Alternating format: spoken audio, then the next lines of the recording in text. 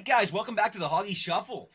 You got your host here, Preston, co-host Robbie, and we're back with some football. So on this week's episode, we want to talk about a few things. First thing we're going to talk about is rookie transitioning, going from college to the NFL. We'll talk about some offensive line headlines. We're going to talk about some unexpected talents, a little bit of personal hazing stories. Personally, best moments as a coach or player between me and my brother. Most underrated offensive lineman in the league, and then we'll about our top 5 best offensive linemen in the league. Again, personal opinions. That's all it is. Definitely. Don't hate us if we're wrong. We're just new. So, the first thing I want to talk about, like I said, is how hard do you think it is for a rookie to come in from college, play in that sport, playing in the NCAA, even in U Sports. If we have the one guy, Giovanni Manu, but going from there and then hopping into the NFL, the game's that much faster, the guys are that much bigger. It's almost like any sport. When you go from bantam to high school to junior or U Sport, you're now restarting. You went from being the guy who was top of the totem pole to now you're the rookie again. You're the little guy. There's all these bigger, older dudes out there that are more experienced than you. And how do you think that fares out? How do you think they do that? Well, I see the NFL as, most people see the NFL. It's a top 1% league where, every year that you go, only 1% of the, guys move on. So that being said, I look at some guys, you're a top 1%er and you're 6'5", 340 pounds. In my eyes, I see most linemen, they do pretty good. They make that transition pretty nicely because, they only have one job. It's to beat the brakes off the guy right across from you. 100%. And when you're, like you said, when you're in that position where I think statistically speaking, it's 0.2% of people in the United States make it to the NFL. Yeah. So when you're already in that percentile of being 6'5", 6'6", 350 pounds and an absolute unit, yeah, it's going to make it a little bit easier to get it going. But at the same time, you're now a 22-year-old kid, you're going up against a 29-year-old full-grown man that's been playing the league for 6 years. He's going to know every nook and cranny on how to beat your ass down. And that welcome to the NFL moment. You always hear about those guys talking about it when they're just punched in the mouth. They're in that car crash. They're going into it. It'd be intimidating. It'd be hard. Oh, definitely intimidating. As you said, you're going against a guy that's been doing this job for 5 seasons. 5 years he's been on the job where you're just new to the job and you're saying, hey, let's hang out after, let's swap jerseys. But again, you got those big eyes. You're like, hey man, here's Trent Williams. I'm seeing this Trent Williams guy play and he's arguably one of the greatest of all time, the meanest and the nastiest offensive lineman you ever seen in your life. And you're just trying to emulate that guy and you go out there and you play against their D end or their D tackle. And you got to figure it out. And can you figure it out fast? Can you fit the scheme? Are you smart enough to know all the plays that fast? And for me, that's the thing. Are you the type of guy that can learn the entire playbook in spring to make sure that you're ready for fall? It doesn't matter what level of football you're at. That is a hard thing to do. Oh, 100%. And as any coach would say, the players that we see out there that do the work, that go out there and they read the playbook and they're in it and they understand it when first practice comes in and they know more than the rest of the kids. Who's getting the more playing time? Who's going to be out there being successful? That's the reality. That's the truth, right? 100%. The more you know, the better you are. Oh, especially as an offensive lineman. If you can, let's say you're the left guard and you know exactly what the right tackle's doing and what the center's doing on the specific play that you're running, man, I guarantee you guys are going to run that play so much more crisp because if you know what's going on and he has a question or a check on the line, anything like that, you're correcting it, you're getting it going. And as a center, you have to be that guy. When you're the playing center, you have to know all 5 positions at all times, what everyone's doing to make sure that line runs smooth. So branching off from that, we'll go into talk about our NFL offensive line headline stories. So I think you had one you wanted to bring up first. Yeah, I want to talk about, my favorite one, and I heard it all week. You're going to like talking about this one. It's about Tyler Booker. Now, you can't say enough about Tyler Booker. He's just an absolute monster. And 100%. And going to the boys, again, being an Eagles fan, I try to be as unbiased as I possibly can be. And it's tough. The notion that Eagles fans have, we're all POSs, we're all the big... I try. I really do try. And I think that, losing a guy like Zach Martin on that offensive line to get a guy like Tyler Booker, I think it's going to be a solid replacement. He's going to come in there, and I think he's going to be a dude. I think it's going to help a lot with the run game scheme they have and could possibly leading into some more wins for them. Well, the fun part about it was that Jerry Jones called him the... What did he call him? I think it's the Jalen Carter stopper. The Jalen Carter stopper. And so the funny part about that is that dude hasn't let up a sack in 3 years. Not one sack. And he only played 3 years of college football. Now, sorry, 4 years of college football. But so from what I can understand is the last 3 sacks he gave up were in one game against one certain college team against one certain player. And I believe that college team was Georgia, and I'm pretty sure that guy was Carter. So is he going to be good? Yeah. To call him the Jalen Carter stopper, that's a bit of a push.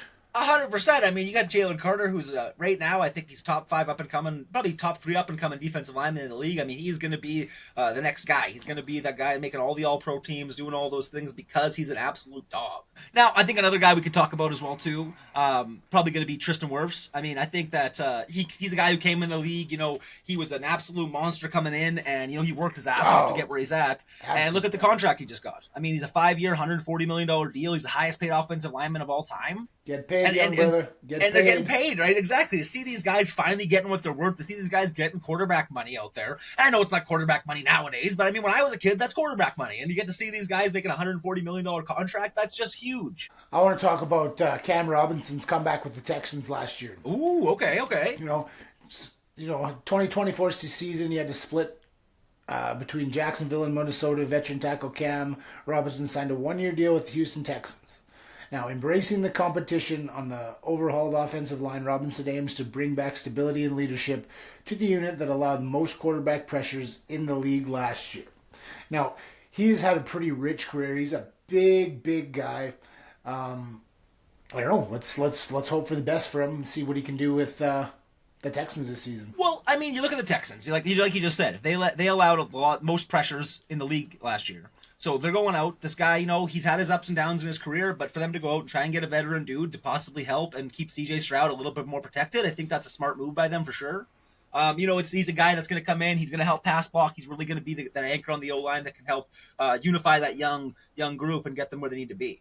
Last one I want to talk about for a headline story. Probably talk about Evan Neal.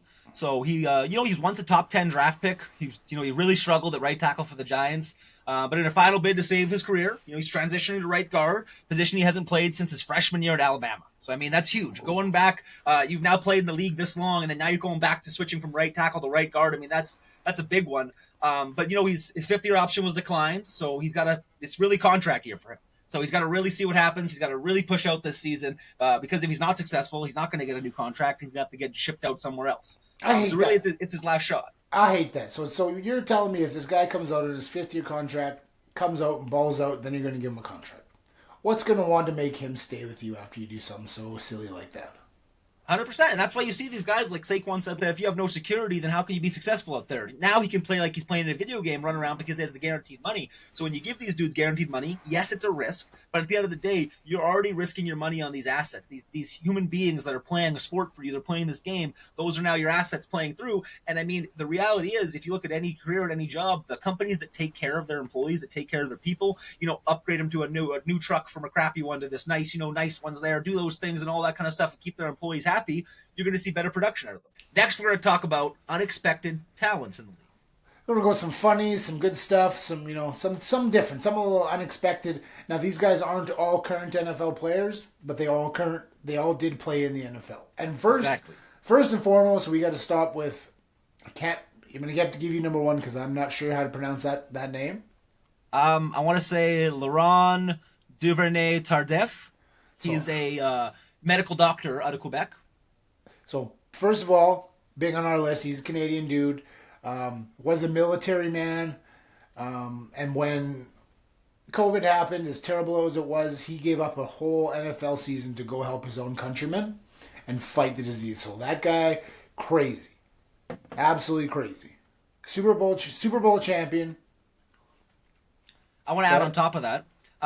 Like Giovanni Manu we talked about last week, he is also part of that list of one of 15 Canadians that were drafted directly out of U Sports. So he's one of the 3 offensive linemen that were as well too. So I mean that's huge right there. I mean that's unreal. I mean that accomplishment itself, on top of finishing school to become a medical doctor, dropping back out of the league to go and help your country and keep people safe, keep people alive, doing those things. I mean that is I don't even have words for that guy. That is just unreal. That is somebody who wears the offensive line proud. Right? Wishing every man could be that good. Next, we got John Urschel. Apparently, this guy's a math genius. Played for the Raiders, retired young. PhD in mathematics from MIT. He retired early to pursue an academic research full-time.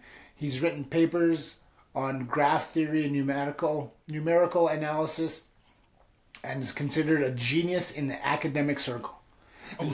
That goes back to what we were just talking about in our last segment.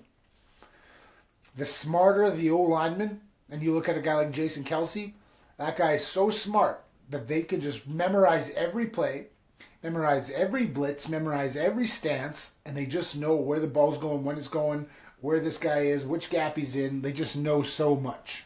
The reality is, if you aren't blessed with the size, the speed, and the athletics, you have to be 10 times smarter than the guy beside you, or the guy across from you. And that's the truth. You see, as a coach, I see all these guys sometimes that are a little undersized, and sometimes they get in their head about it, and they're thinking like, oh, I'm not going to make it, or I'm not going to play, and this stuff. And you got to realize that as coaches, we see the development in you, and we can tell that, when you're out there, you got it. You have the brain for it, and that's what it comes down to. If you have the brain up here, the rest, it all comes.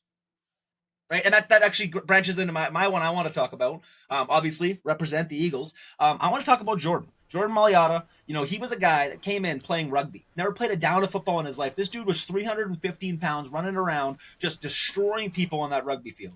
Just mean nasty. Just nasty. And so the Eagles pick him up. He's a 6'8", 365-pounder, and they picked him up at, he went to Stoughton University. That's what we like to call the offensive line group in the Eagles. Coach Stoutton's an absolute genius when it comes to these guys.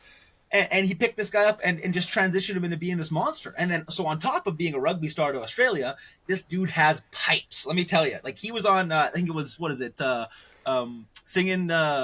Masked Singer? Yeah, he's on Masked Singer. I mean, that's huge, right? Masked Singer. He also has 3 Christmas albums with the Eagles offensive linemen. It's amazing. I'm telling you right now, for a guy that's not a professional singer, the pipes this dude has and the ability, what he can do with his voice is just magical. Magical. And definitely, I'm going to let you do the last one too.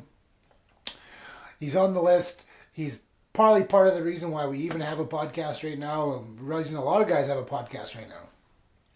Jason Kelce. Jason Kelce's my guy. Jason has been my favorite player since I've been playing. I mean, not since I've been playing football, but probably since the early stage of me being an Eagles fan. I got to watch his entire career from getting drafted to retiring on the Eagles.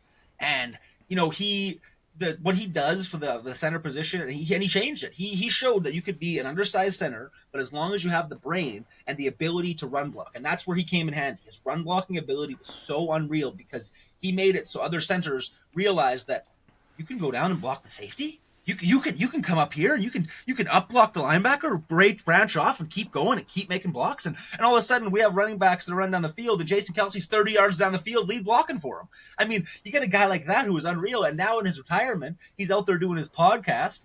He's killing it. But I mean, I think his most famous thing he has of all time still comes down to a Super Bowl parade and Super Bowl speech. I mean, he's in that outfit he's in. I mean, to me, I've watched that a few times. Even when we were on a Super Bowl run this last year, I watched it a couple times, getting myself hyped for the games. And it's just unreal, man. It just resonates as a football fan. I don't care if you're an Eagles fan, if you hate the Eagles. I promise you, you watch that guy, you watch Jason Kelce, there's no way you can't love him. I think my favorite moment, and I'm not sure what season it was, I'm pretty sure it was their first Super Bowl run, and he comes out to do his speech at the end of the game, and the interviews are talking to him, and he's got a freaking dog head on. He's got a mask, dog head mask on, and he's just like, yeah, it's for the dogs. Wow. So that was from our 2017 Super Bowl run. So that was actually Chris Long who started that. Oh, really? And his thing was we were the underdogs. No one thought we were going to be there. No one thought we were going to be successful. And so we had these dog masks on because that was us coming in as the underdogs, being the guys that, and we ended up winning it all. Craziness. Craziness. That was such a crazy run night. Oh, to get to see a quarterback in the Super Bowl catch a touchdown, right? And to take down Tom Brady in the Super Bowl. I think Brandon Graham sacked Tom Brady, was the pretty much nail in the coffin that game. It was just unreal. Unreal. Next thing we're going to go into is going to be, we're going to talk about, where are we at? Little player hazing stories, we'll keep it PG. Let's go to some player hazing stories. Nothing crazy, seen some things, done some things. This is a bit of a PG show. We want it to be family friendly. We want to make sure it's like that. But we're going to talk about a couple of stories, each of us that we have resonate in us that, just overall shows the fun of being an offensive lineman, being a guy, part of a team, just being part of a squad. I'll let you go first, Robbie. Now, I was never one to hurt and pick on kids or do any of those mean things. But one thing that I always did every single year, I was a 2-year starter when I was in high school. So every year, I'd pick the smallest, skinniest kid to sit with on the bus. I'd make them sit. All the linemen sat up front on the bus, and we'd each take one small, skinny kid, and we'd sit with them. Not only just because we'd get way more bus room, but them skinny kids, for some reason, they always had the best snacks. They were always bringing the beef jerky and the pepperoni and the cold pizza slices. So, I mean, for me, it was always just like, hey, come sit with me. We'll have a good time. I'll eat 70, maybe 65% of your food, whatever you bring. And we'll be friends. Like, I'll always protect you. As long as you got the food, I'll protect you. What about you? Well, I'm not gonna lie, mine's gonna be a little different than that. So I mean, I get that for sure. As a big guy, you're riding the bus. You want to make sure you got the room. Like I was a big boy when I played, and I'll tell you, you were my coach actually. So you enlisted that into me as a kid. Was hey, find the smallest kid you can on the team, make sure you're set up, and I promise you, your bus ride will be 10 times better. We're still hanging out with them skinny kids. You have to. Like those are. But I promise you guys this, listeners at home, and you guys that are in high school or in bantam football right now, the football friends you make, those are going to be your friends for life. I promise you that. I'm not saying 40, 50 kids from the team, but there's going to be a solid 5 dudes, 10 dudes that you'll talk to for the rest of your life. I guarantee it. Guarantee it. So my story, I'm going to switch it up a little bit here. So I'm junior football, going to play for the Huskies. Playing on the practice squad. Like I'm not going to pretend like I was some monster at football or anything like that. I played football. I had a lot of fun playing football, but I give back as a coach now because I was never making the league or nothing like that. I was never ever good enough to do that. So anyways, playing my rookie season, playing with the Huskies. And there was a gentleman on the team. He was hazing me a little bit. He was getting me pretty good. And I can't remember what started it exactly. But one day I come out to my vehicle, and he had put a blizzard, like it's so in Canada it's Dairy Queen blizzard. Basically, you pop it up on top of here. It's like an ice cream treat, but he had it on the roof, and it's melting down my vehicle. It probably was sitting on there for 4 or 5 hours. Like my whole vehicle was covered in this ice cream. And so I'm 17. I'm an idiot kid, and I'm on YouTube, and I'm thinking like, how am I going to get this guy back? Right? What am I going to do here? And so I go to the store. I buy a gallon of milk, a 4-liter jug of milk, and a thing of lemon juice. And I don't know if you guys know this, but you mix lemon juice and milk, instantly curdles. Right? So follow me here.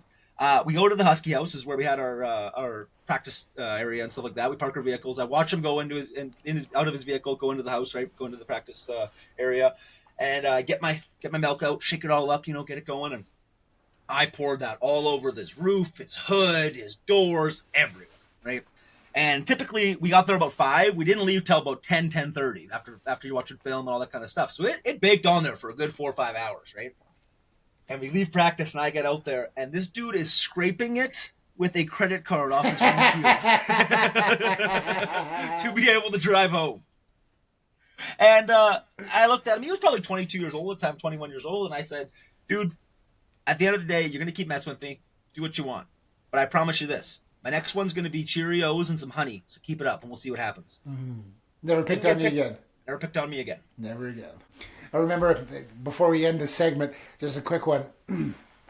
My stepson, before he was my stepson, we went on this football trip. And I'd coached on the same team. I was coaching you, and my stepson was on the team. And we went to a summer games, it's called, where they take all the best players from each zone and they put them on one team and they have a big playoff. And it's just a fun time. Well, we go out and we go to a team movie. So some kids wanted to go to the movie, some kids didn't want to go to the movie.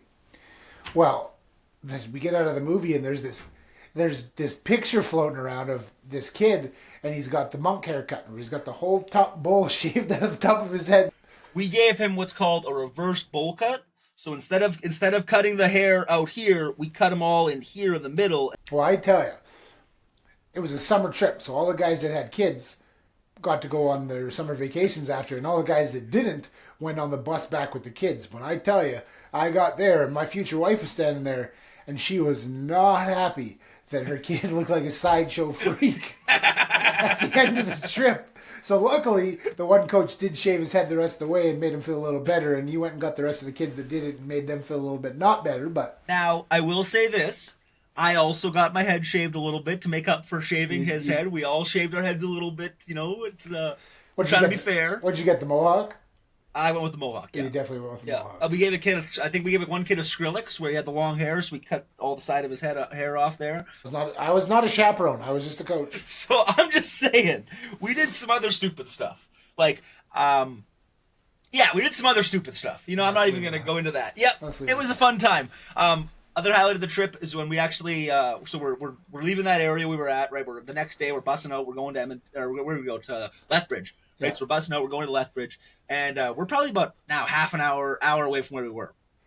And all of a sudden, one of the coaches get a phone call, and we forgot a kid at the bus stop, or not the bus stop, at the gas station. So we forgot Trace Beck. So some of the kids that were, some of the coaches that were driving their personal vehicles had to pull a Yui, rip back, and get him so he didn't get stuck there. Forgot Trace Beck. There's always some good stories, you know. That's the one thing about football, man. Is there's always some funny stories. I'm gonna go one more. Why not? So I'm in grade 11 spring camp. We're going out. We're in Ross Shep. We're playing this jamboree out in Edmonton, and we always have a practice with Ross Shep before we play. I think we still do that to this day, to be honest with you. I never make it to those. I'm always working, so I can never make it to the Edmonton trips. But anyways, we're playing against Ross Shep. We have their practice at the school. Right as practice ends, it was me and this other rookie kid, Miguel, and there was two other gentlemen on the team. And they were kind of hazing us, harassing us a little bit, right? And they're just like, "Oh yeah, who's sleeping in the bathtub tonight? We're taking both the beds." And like, I'm not a modest dude. I'm a pretty confident guy. I'm a big dude, but I'm also pretty confident that way. I'm pretty open on my body. Like, I'm not ashamed for being a big guy or anything like that. So anyways, we get back to the hotel. The one dude convinced Miguel, they're in the bed together. You know, it's all good. We're kids. Like, it's football trips. You're sharing beds, right? And so long story short, this one dude comes in the room, senior, and I'm laying on the bed, kind of one of these in my underwear, like, "Ready, big boy? Come on." And long story short, I think either he slept on the floor or he ended up bunking with me because I wasn't giving up the bed. I'm sorry. I'm 10 toes down. You know, at the end of the day, I'm not getting punked by anybody. I'm not having that. If this is something that we're all available to have, I'm going in the bed. It's an or what situation. And so a lot of you rookies out there, if you're getting picked on, if you're in high school and they're telling you all this shit, it's all BS, man. Don't let that shit happen. If you're a coach out there, you see that stuff, don't let that shit happen, man. I don't care if it's your star player versus your rookie player or anything like that. They're all kids. At the end of the day, they all deserve the same respect. Make sure they get it. The moral of the story, be comfortable in your own skin because it's the only one you got. Right, and I mean, I imagine you've probably seen it lots as a coach, and I mean, I'm starting to see it now. You know, I've only been coaching for the last few years, but I mean, you know, you see certain kids where they're going on, they're picking on other kids, or they're doing this stuff, and I mean, there's a limit. Obviously, kids are going to be kids, but at the same time, like, I'm never going to allow a kid to make it so another kid on my team doesn't feel safe. You know what I mean? That's the biggest thing, is when you come to football practice, you need to feel safe. You need to feel like this is your band of brothers. So if I found out at school that you were picking on your teammate or something like that, oh, that drives me crazy, because it's just like, it's I don't care. You know, I say it like this. It's how I always say it. Football is family. So you don't have to like each other, just like family. You don't have to like your family, but you have to love each other. What I mean by that is there has to be that mutual respect you give to each other, that you understand that, hey, we're in the same boat. We're both playing for this squad. We're both representing this team. We need to have that respect for each other and take care of each other. You know, I had a great coach that once told me, you know, if you're out at a party, if you're out doing something and you see your brothers out there and they're getting beat up, or there's a group of 10 kids attacking your brother, I don't care what happens. You don't let that shit fly. You don't let that happen. I mean, at the end of the day, it's still you could hate that kid. You could think he's the most annoying kid in the whole wide world. But you guys both represent that on your chest, and you need to be there for him. You need to be his brother. And the best squads I've ever seen are the ones that are all friends. You know, and I look back at my my high school season, my grade 12 year. I mean, man, all of us, every one of us are still friends to this day. We're all so tight. We're back coaching. I mean, you look back at what that guy gave for us as kids playing football, and to have us all back, and yourself included in this, to have us all back coaching and doing stuff, man, that just resonates to how much fun we had and how well you guys treated us and how much we respect the sport. We're still hanging out. We're still hanging out. Oh yeah, man. Oh, we had the funnest season last season coaching football at St. Joe's and Grand Prairie. Like, we were a team that, 100%. Like every year, a team that shouldn't be as Oh yeah, we didn't do shit. We were vibes guys. Like I want to say we gave the kids some tools to help. But any coach that tries to ride the coattails of kids and say that the reason these kids are successful is because of them is garbage. I'm sorry, you're a terrible coach if that's what you think. These kids are the reason that you're successful at the end of the day. If you can work a playbook out that makes sense for those kids, yeah, great job. You did a good job. If you're watching film, you're doing those things. But like me personally as a coach 100%. last year, was my first year being a defense coordinator. I got busted by 64 points one game. Right? I guess no, 64 points. We lost 64 to 30 or something like that, right? 34 point game. It was terrible. But I'll tell you what, there's two options there as a coach. Two. I can look back, I can go back to practice on Monday, and I can blame every one of those kids and say, you guys weren't good enough, you guys didn't make your blocks, you guys didn't make your tackles, you guys didn't do this, you guys didn't do that. That's a bad coach. What a good coach does is he sits back. This is what I did. I sat back. It still and I said, sucks getting 64 points on you. What can I do better to make these kids more successful? And we didn't get a chance to play to that team again. They ended up winning it all, right? They were a great team last year. But I think that going into the next season or going into the next games even, we got better and better and better because as a coach, I got better, right? I was getting and learning and getting better. If you go out and you start blaming kids for mess plays or this or that, or start screaming and yelling, you're not going to get anywhere. You get way more flies with sugar than you do with crap. And that's just the reality of anything in life. Because you understand the number one concept of coaching youth. And it's called confidence before criticism. And it's the most important thing you can do as a coach is to make sure your kids know that you're proud of them before you tell them what they did wrong. And it doesn't matter what level of football, if it's from all the way from Pee Wee football all the way to the show. You have to let them know you got their back. Hey, maybe you need to wipe it. Maybe you need to wipe this. Maybe you need to wipe that. Well, like for me last year, it was so special because I got to coach a kid that I coached in Pee Wee, Bantam, and then up into high school now, and getting to see the progression of this kid from when he was in grade 7 to now he's going into grade 11, and just the how much better he's gotten. He was in a position where I remember back when he was in grade 9, he couldn't go on 2, like for the life of him, couldn't go on 2, and now you see him out there being successful, making camps, just being an unbelievable dog, and it's like that's what it's about being a coach is just seeing these kids just level up and get better each year. 100%. Watching them grow. Like, you get to take them, like, even for me, to watching you grow. Like, we won every title that we could win in every league that we won. Ooh. Most underrated O-line in the league. I'm giving that one up to Mr. Eric McCoy of the Saints. Now, I know what you're thinking. He's a center. I played center, so I'm giving some love. But you don't really hear his name very often. You don't hear his name. I know you don't hear offensive line name very often, but I mean, you don't hear about this guy at all. And he was a dog last year. I mean, he didn't play the most snaps possible. He was a little bit in and out. But, I mean, at the end of the day, he didn't allow any sacks, right? He had a great PFF run blocking grade. I think he was, 94.6, so he was really great there. He's a solid anchor for the offensive line. He runs a really clean offense out there. He's not really getting a lot of penalties, not getting a lot of holding calls. It's just the injuries are the only thing that hurts him a little bit. But, I mean, you take those injuries out, all pro, all day long.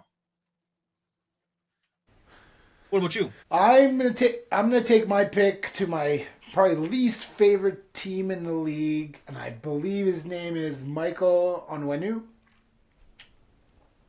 I believe he's underrated. He's versatile, he's durable, consistent. He's stuck on a bad team. They might get better. He can play right guard, right tackle, even left guard if you needed him. He's just a mean dog. He played 1,020 snaps last year. He only allowed 2 sacks the whole season. 2 sacks, drew 4 penalties, PFF grade 65.2, pass grade 71.9, so he's top 35 in pass, run blocking 57.5. He's not a flashy guy, he's vulnerable. I think so too. I think he's going to be a successful dude. And it's someone I think that going into this season, we're going to talk about more obviously during the season when these guys are playing. There's going to be some segments we're going to talk about. We're going to break down, one-on-one fighting. We're going to break down a lot of that stuff where we talk about that and really get the idea. I think what was the one we wanted to say was, we'll do like O-line versus the world, talk about anything like that. But again, we got to wait till season starts for some of that stuff. Once the season starts, get a little more in depth on that kind of stuff. Exactly. Oh yeah, once we can have highlights on there, like I want to have my top 5 blocks of the week going through, pass blocking versus run blocking, and just really show those one-on-ones, really show the dogs out there. Like I said last week, we want to hype this up. We were talking with some people on social media, talking to a few of our fans, and one of our fans resonated with us a little bit. It's actually our nephew. And he said, I watched your guys' podcast, and you guys were talking about this offensive line award, that, someone out there should win this award, the Protector Award, right? And his comment was, why just talk about one, though? Why should one offensive lineman win the award? Shouldn't it be the whole 5 squad? And it was a really interesting topic to talk about, so I wanted to bring it up. I love it. You know, when I went to, like, when I first started high school football, that's how it was in my league, and same as your league. It was all 5 guys, 100%. and then not only was it the 5 guys, but it's all the guys that are on that list, like all your backups, all your guys that are at practice every day, kicking butt, playing offensive line, but they're doing scout, they're doing all these things. Now we know as offensive linemen, you could have one good offensive lineman and not be great, but if you got 5 decent offensive linemen, you're going to be better than that one guy. So I seen his point. I agree with him. Like I think that it should be the protectors. Like, who's the best protectors in the league? Like, is it Philly? Is it Kansas City? And that's the whole thing. When you look at offensive line play, I mean, we're a unit out there. From center to guard to tackle, we're a 5-man unit where and even 6-man, having your 6th guy out there, you're a solid line where you're going to die for your brother. You know, at the end of the day, if you know that one D tackle is going to absolutely bully your guard as a center, you're going to make sure you double team him. You're going to make sure you go out and make some help. You're going to do those proper things. And so it's kind of like Derek said, to just give it to one dude, how does that make any sense when you have the entire offensive line as a unit? You know, when you're looking at defensive line, yeah, you can give a defensive lineman award. It's a little more individual. They're going for sacks, they're going for tackles. But as an O-line, if one of that 5 makes a mistake, play's not successful, right? It's never going to work. Right, 100%. Because you know the old story is that you're only as good as the guy beside you. So if you're playing and you're blocking and the blitz comes and you got your man, or you got the inside out, you're always inside out. But to be able to depend on that guy next to you and say, hey, I don't even have to worry about that blitz because, you know, Cam Jurgens is going to get him. Like, he's going to come off, he's going to spin around, he's going to make bam, pop underneath. You know, like we watched it in the Super Bowl when he did it. Like, you know, Buddy did that spin move, Cam Jurgens just like step back, pop, pop, pop. And then he just lifted him up, drove him to the ground, and it was just like he didn't even move. Like, he didn't even move his feet. Right, and that's the problem is when you only have one shiny piece. And so, you know, when you have like you said, when you have a solid 5 guys, I like to look back at my grade 11 season. You know, we were a decent offensive line, but we had one shiny piece. That's it. We had one good tackle with Carson. Right? That's really all we had. We were good, but we really like Braden wasn't where we needed him to be yet. You know, but then you look at the next season come across. We get this grade 10 monster coming in with Austin. We have Braden, who's the I guess he didn't win best offensive lineman in the league, but he was 1-2 guy. Him and Quet were up there, right? Myself being a good nucleus, like I wasn't the best out there or anything like that, but one thing I was really good for was I knew what everyone else was doing. I knew all the spots, I knew all the kind of stuff, I knew what was going on. And as a guy that was, a little bit bigger, a little bit shorter, if you don't have that in your repertoire, if you don't have that in your tool belt, cool, I'm sitting the bench. That's the reality there. I'm not making that. I'm sitting the bench. I had a great offensive guard in Aaron Wales. Right. We were just an awesome offensive line. Right, and that's what it comes down to. It is you look at all those dudes, and you get out of that offensive line, 3 dudes played junior and 1 dude played university. You know what I mean? Like that shows a great offensive line right there, and that's huge, right? They wanted to get their careers going and do those things, which you can't blame a guy ever for that stuff. If you genuinely know in the back of your mind you're probably not making the league, you don't want to just play for fun. Yep. I get it. Go get your career started. It's one of those things. And the other two easily could have played junior football anytime they wanted to. 100%. Easily. Oh yeah, like the town we live in. I mean, at 18 years old, if you could go to and work, and you could be a successful guy, and by 25 years old, you got your own house, your own vehicle, all those kind of things, right? If you choose to play football for 4 or 5 years, and then you start your career, then you're not getting your life going until you're 30. And again, it's a great thing to do. It's a lot of fun to have, a lot of stuff like that. But you have to make sure that. You have to make sure you're being realistic. I don't mean to say that as a bad thing to say as a coach, but I mean at the end of the day, there's a difference between the guy that's going to make the league and the guy that's going to play for fun. So I mean that's the main meat and potatoes of the episode. That's pretty much all we wanted to go over today.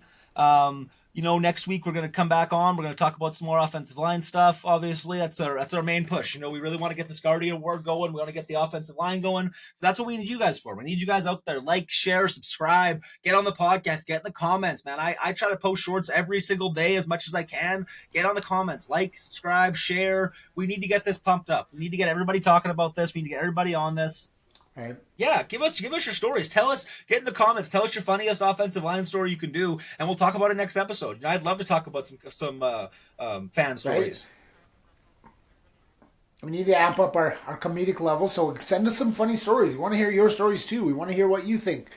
Exactly. And, we're just two brothers talking about football, having a great time, and all we want to do is get the O-line talked about and get people talking about us. You know, when you guys have more talent, let's hear about everybody. Like, we want to hear from you, the fans, right? Because without you guys, what's the point of our podcast? Exactly. All right, guys, we'll catch you back next week, back on the Hoggie Shuffle. Right. We're out. Right. And remember, spread the word on the Protector Award. Everybody needs to know about it.